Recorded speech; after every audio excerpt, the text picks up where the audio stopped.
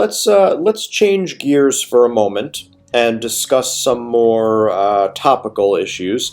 It's been said that Catholicism and Christianity are suffering in the public spotlight. There are many reported and often underreported accounts of church and religious statue vandalism throughout the world. Let's discuss this. Well, locally here in Evansville, someone knocked over a statue of Mary at our Catholic Center, where our house and offices are, and there's been protests against nativity scenes and kind of religious scenes on public grounds. Some places have had to remove the Ten Commandments from public lawns. We're put one up in our near our parish center there in Jasper. Right. But there have been public executions of Christians, of Catholics, particularly by the Muslims. And in more recent years, they've destroyed some of the antiquities in Greece and in the ancient world. Right. Doing away with that. But I think some of the issues of abuse in not just in the Catholic Church, but kind of across the board, has caused it to suffer somewhat. Now, you of course mentioned the issue with we'll say the Muslim vandalism. Do you find that some of it is non-religious as well? I think, a lot of it today seems to be that people take on some kind of a cause. Mental health issues, racist issues, equal rights, all of these things, they play kind of a part in it. In general, a lack of a sense of religious ideals and motives prompts some of this. But at the same time, there are certain groups that kind of bring about a little bit of a revitalization of Christianity and religion. I know I'm involved in the Cursillo movement. The word Cursillo, it's a Spanish word, stands for a short course. And in this sense, it's a short course in Christianity.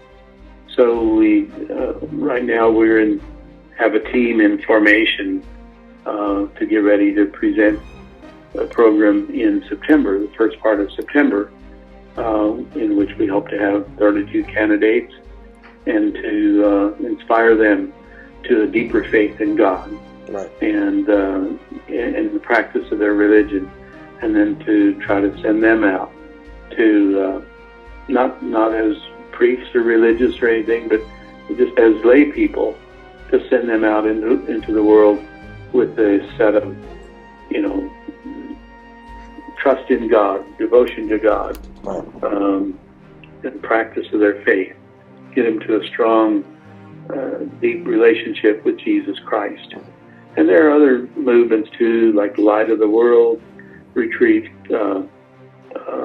Christ Renewed His Parish, just all kinds of, on the Protestant side, there's the Walk to Emmaus, the Chrysalis, and the Catholic Youth, Teens Encounter Christ. So there are a lot of movements out there that are trying to instill this sense of moral values and belief in God and faith in God. Right.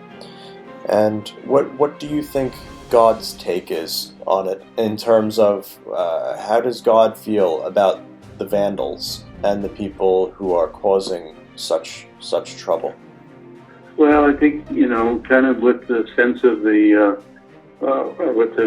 sense of shootings. Sometimes these are health issues, racism, but also they reflect the sinfulness of the human person. Right. And the fact that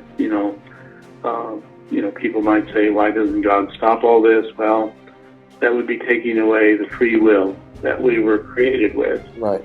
And so It's like we want to do our own thing so often. Yes. And some people, just go a little bit overboard on that, I think. Right. Absolutely. And you mentioned the shootings. There seem to be more than anyone can keep up with, and some of them are religious in nature. Some of them, like you said, are rooted in politics, race, and so forth, and then some of them are just the result of mental health issues. But in the end, the result is always the same: loss of human life. So if someone came to you and asked, how does God allow a shooting to occur, not just in general, but specifically in a place of worship, would your answer be the same? The free will answer you gave a moment ago? Pretty well, yeah. Yeah. We had, for several years, we had a priest from Africa who was ministering to the Latinos, right, in at St. Joe's in Jasper. And his first Sunday, at the 6 a.m. Mass, he saw 5 or 6 policemen standing across the back of the church. And he said, were they for a specific purpose? And of course, I jokingly told him, I said, well, they are there to keep an eye on you. But he was the kind that could take a joke. Of course, yeah. They found this, a convenient time for them to attend Mass. Right. So there are usually at least anywhere from 1 to half a dozen that are there. But the one Sunday, a fellow with a hooded sweatshirt, had his hands in his pocket, the hood up over his head, walked up the center aisle. Well, at the time he did that, there was a policeman kind of walked up the center aisle and one up the side aisle. Mm-hmm. He sat in the front pew, and as he left, they confronted him, and he said, I couldn't hear very well back there. Right. It's tough. More often than not, it's completely innocent, and nobody has those bad designs and intentions, but of course, that's where your mind goes nowadays. I don't think there's anybody in the country that can walk freely where they once walked, or now even go to stores or the movies or school without thinking about these things. They're giving youngsters active shooter training now, and as young as kindergarten. And the whole world has changed because of this scourge of violence and killings. It's just and a lot of clubs and churches have police come in and give, like the ushers, lessons on what if an active shooter shows up with the the flight, fight, the whole scenario as far as what your options are. Yes. Well, it's a different world, that's for sure. But do you think that the removal of God from schools and mainstream culture can result in that sort of societal decline or these changes that we're talking about? I think the loss of moral values, as far as what's really important, what does God want of us? Right. So that as people begin to remove themselves more and more from faith in God, failing to see, goodness as and faith as practice less and less in their lives. Right. So the whole loss, I think, of moral values plays an important part in that. In Jasper, there are 4 parishes that have hired a youth minister to run what we call St. John Bosco Catholic Youth Ministry. Right. There's also Young Life is there, which is a non-denominational movement.